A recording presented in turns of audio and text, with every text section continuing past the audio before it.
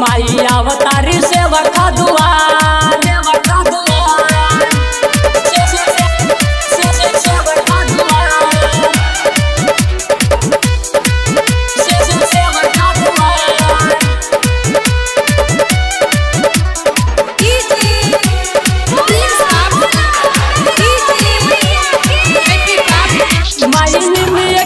झूला झूल के बया जो हो नई हो के जल्दी तैयारी बाटे जुए बोलाउट घर घर बापू जाओ तो सुनो भैरो के दीदिया दुलारी माई में एक गाछ झूला झूल के बया जो हो नई हो के जल्दी तैयारी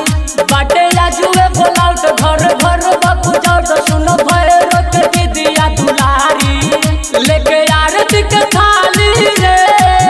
आइल बाहर पुजारी रे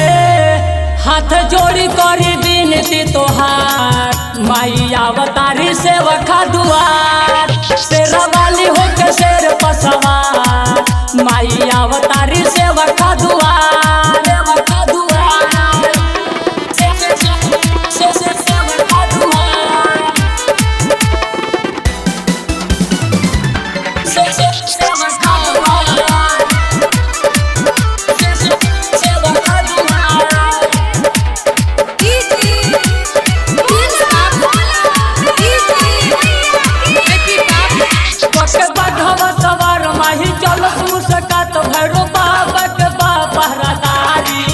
बच्चे घर वाली बैल बाकी काल सधराइल माही लाल का चुनरिया उड़ाई कत लाल सके पूरा माही छोड़ जन धूरा रहू चरण में सिरवा झुकाई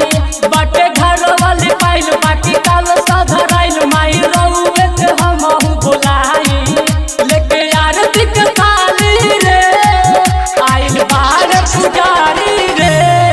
प्रेमी विनोद करी है गुहार माई अवतारी सेवका दुआर शेरा वाली होके शेर पर